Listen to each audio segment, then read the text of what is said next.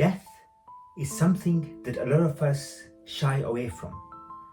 We don't like talking about it because when we talk about it, we realize and remember that it is going to happen to us. But the problem is, each and every single one of us, without a doubt, is going to die, whether we like it or not. So rather than shying away from it and trying to put it at the back of our minds, we should embrace the fact that it is going to happen and use that as a way to understand life and get us a better perspective on life so that we could live a more fulfilled life, knowing that our life is this short. Hi, my name is Kamal. I'm an accountant by day and an avid reader by night. In these videos, I like to talk about things that are important to myself and hopefully to other people. Now, we recently heard about this Liverpool player, Diogo Jota, who died at the age of 28 together with his brother at the age of 26. I mean, they are much younger than me. Without giving away my age, they are significantly younger than me.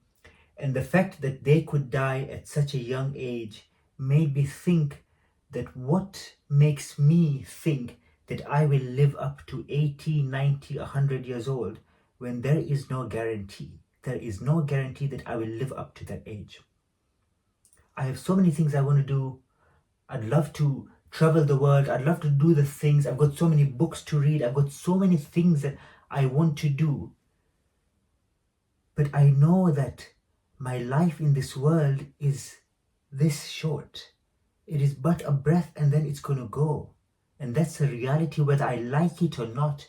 So I'd rather embrace the fact that it is going to go away sooner rather than later. Sooner in a relative sense. I mean, in the next century, I will not be here. Just can you fathom that in the next century, none of us are going to be here?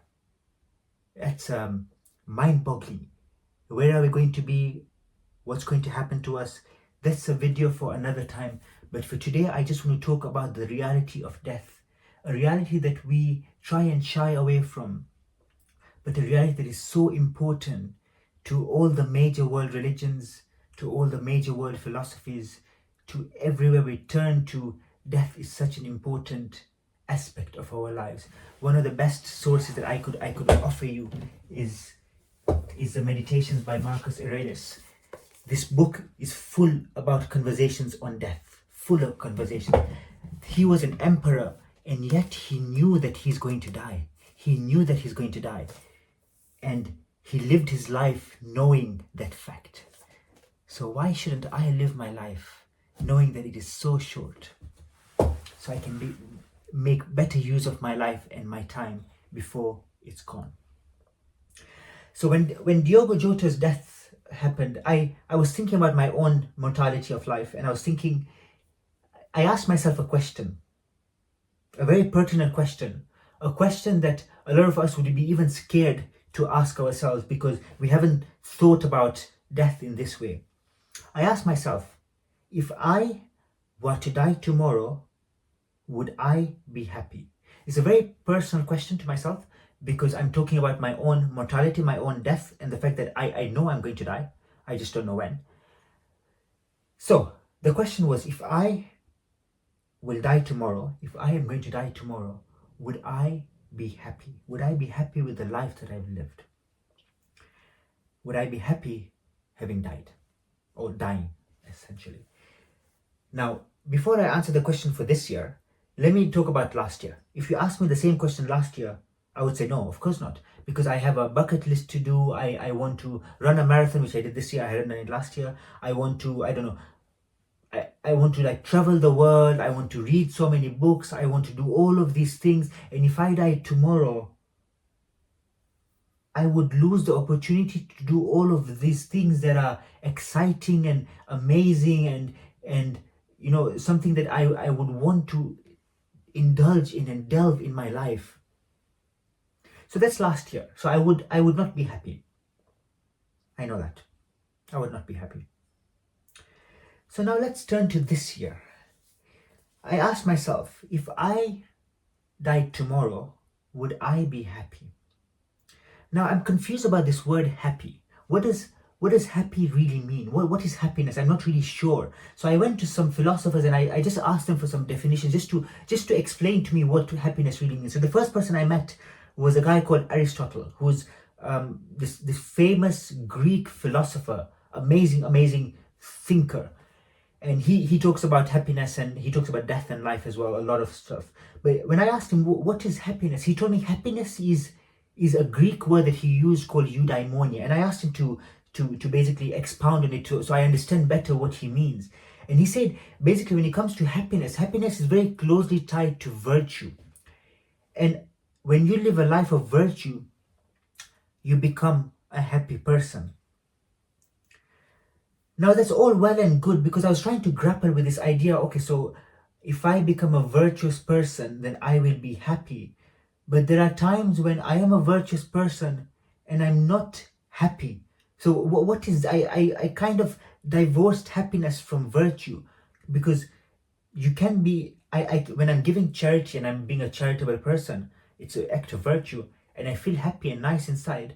But then my car just crashed. So even though I've given charity, I wasn't happy inside.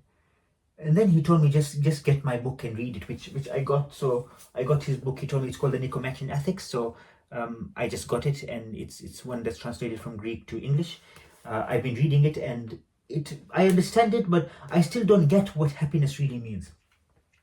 So I said, okay, fine, I'm going to move on from this person called Aristotle and move to somewhere else. So I met another chap called John Stuart Mill. John Stuart Mill is a utilitarian.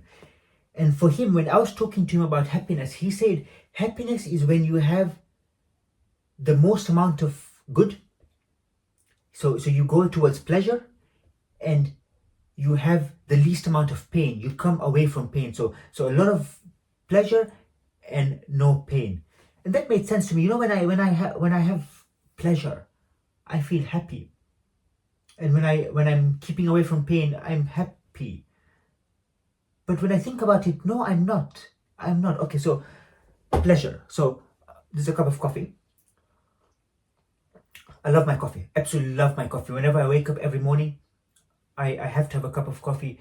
There was a point in time when I used to have 6 cups of coffee a day. I know it's really bad, but now I've tried having decaf coffee, so it's not as bad. And I also joke around to say that when I go to heaven, one of the things that I'll be demanding is coffee, because I want my coffee in heaven too. I want my books. I want my coffee. I want to have discussions and conversations with some of the greatest saints and sages in history.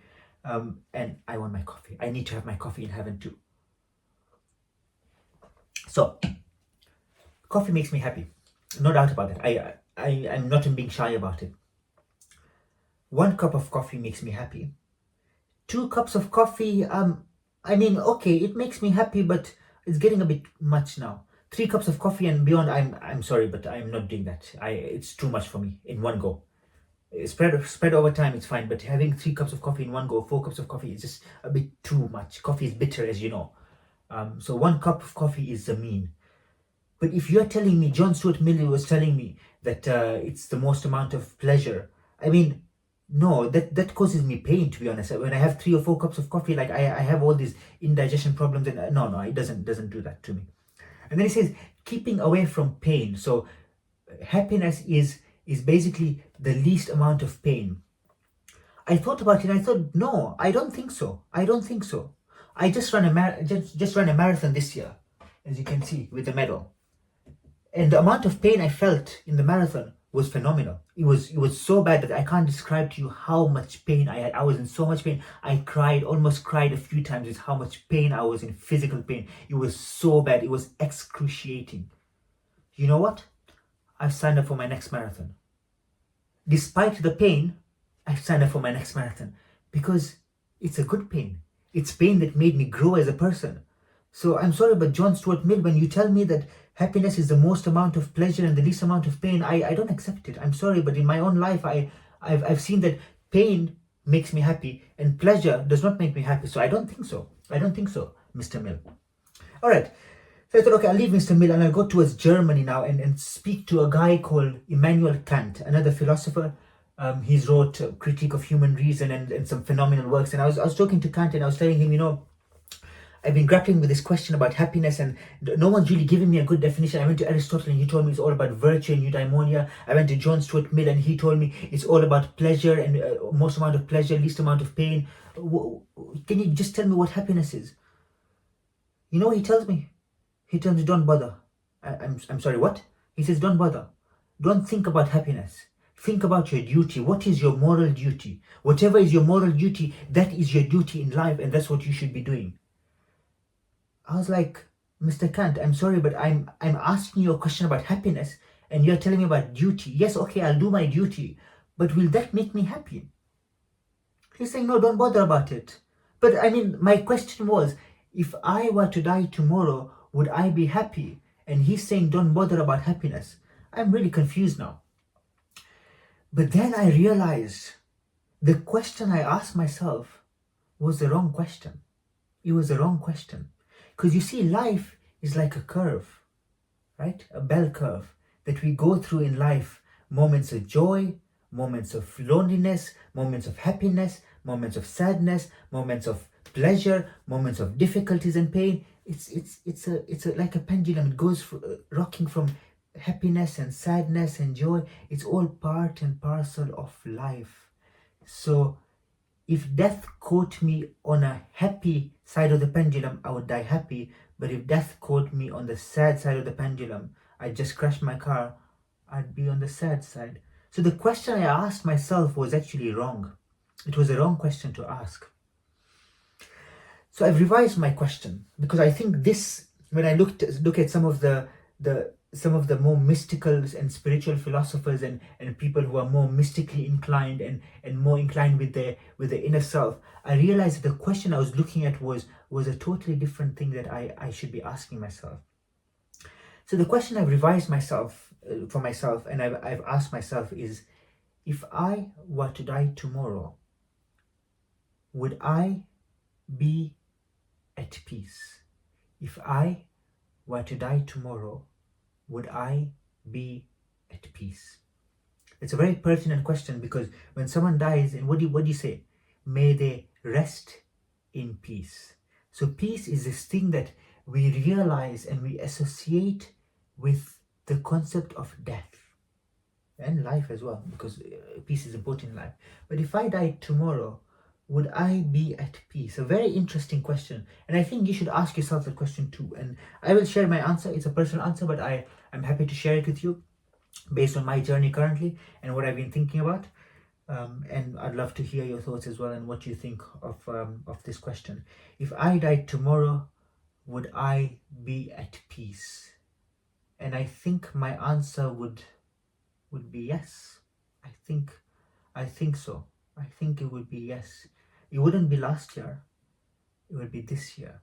Because I have understood that this life is meant to be a life of struggle.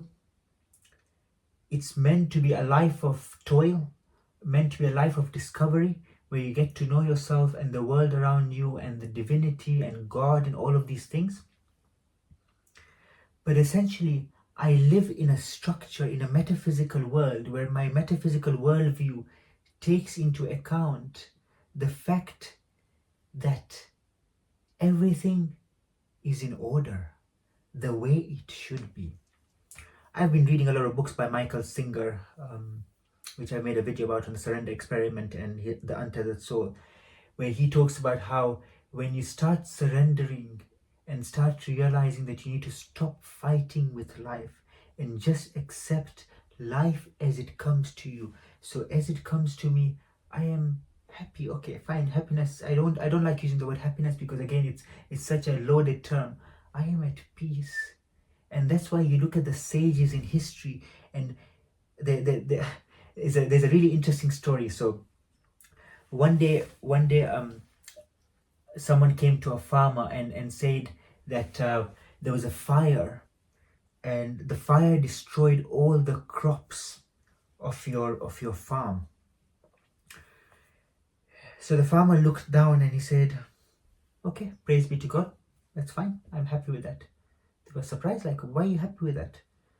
And then half an hour later, another messenger comes saying, actually no, I'm so sorry, the fire was on the adjacent farm, but it didn't reach your farm. So your farm is fine, but the guy's next door's his crops got destroyed. The farmer looks down and he says, "Praise be to God, I'm happy." They were confused, like, one, you're happy when there was a fire, and you're happy when there was no fire. What's on with you? He said, I have stopped fighting with life. I have accepted when things are outside my control. I understand that there's a divine play here.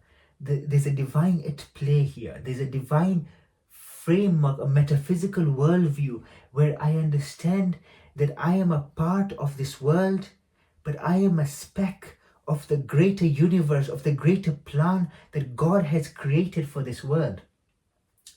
And as I live this life thinking, oh, I am that person, the reason why the Copernican revolution was so detrimental to the West was because they thought the earth was the center of the universe. But when you stop making the earth the center of the universe, you stop having importance. But really, you never had any importance in the first place. Who are you? Who are you? In the grand scheme of things, I'm a speck of a speck of a speck.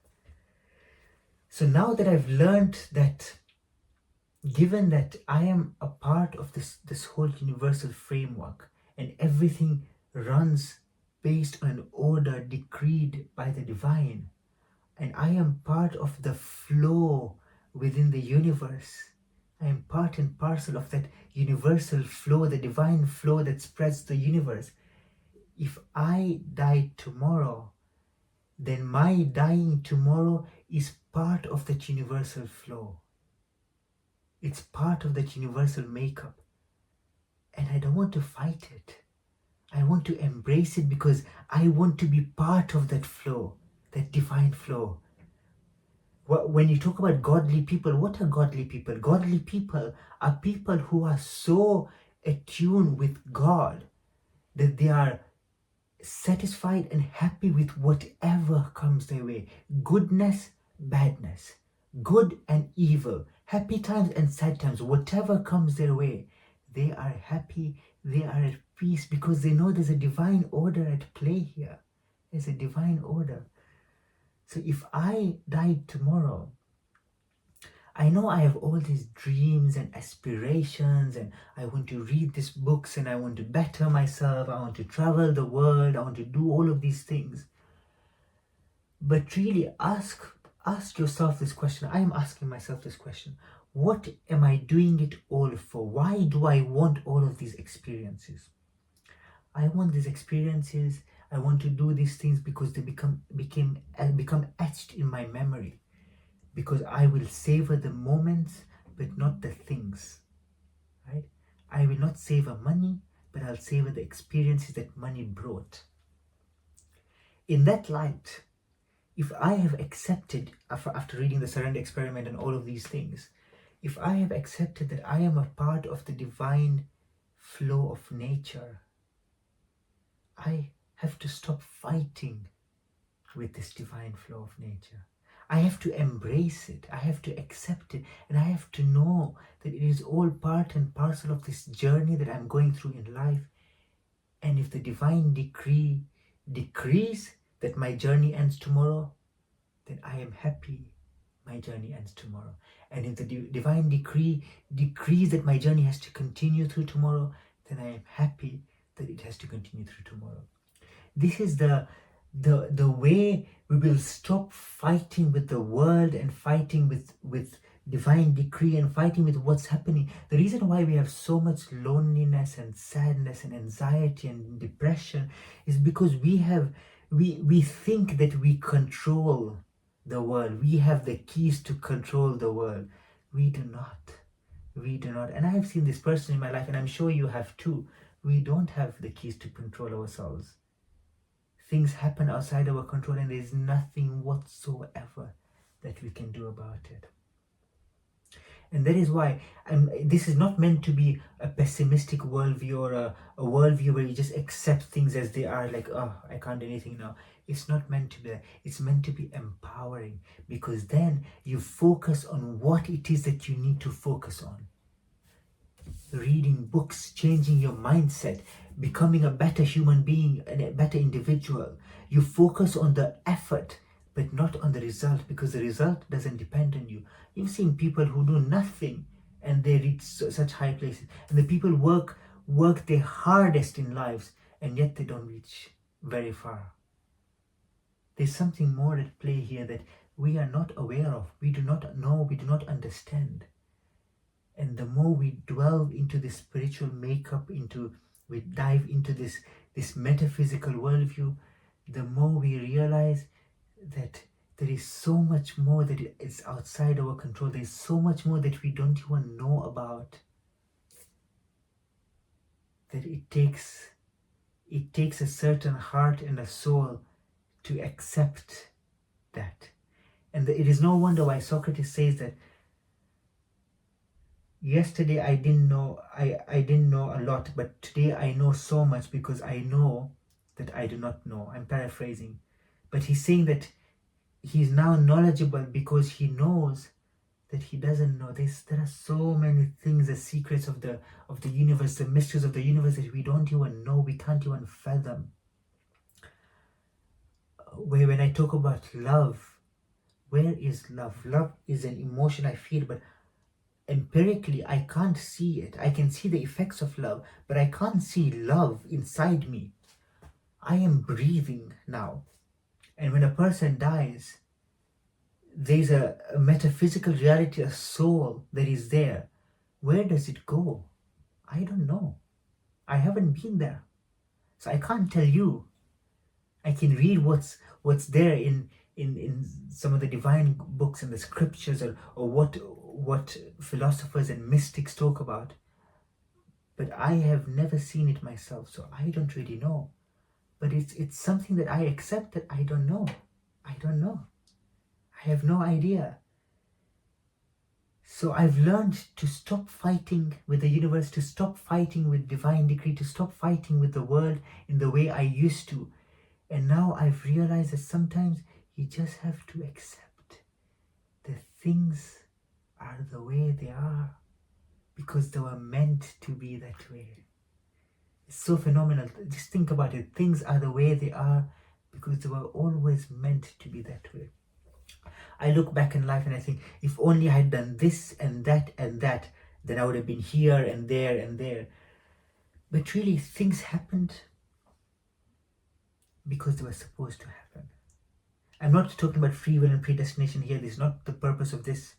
The purpose of this is just to understand that the reality of life is something that we do not understand.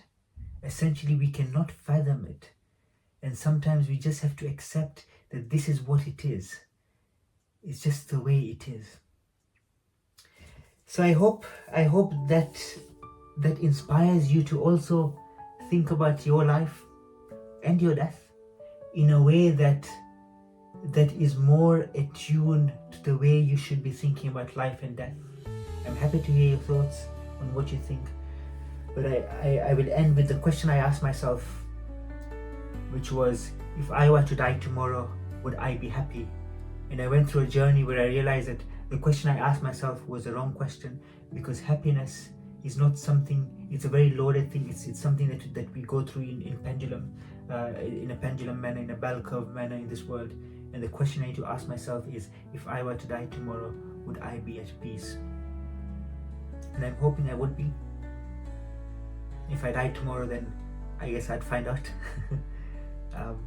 But for now, as it stands, I think I just have to embrace reality as it is, embrace the world, embrace life in this holistic manner, because life is beautiful. It is meant for us to capture, to enjoy, to savor, just the way I savor my coffee.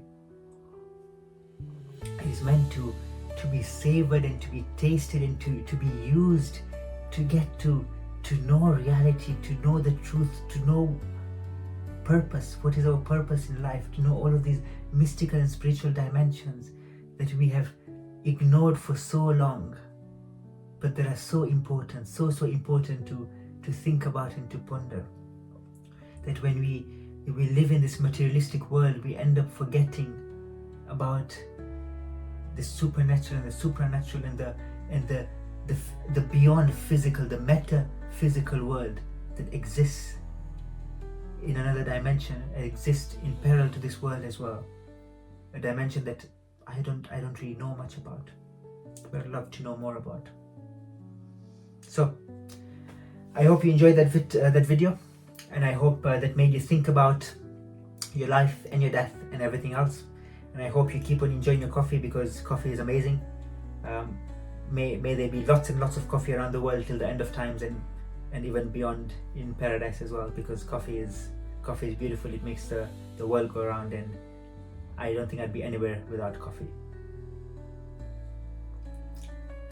And with that, I'll see you soon.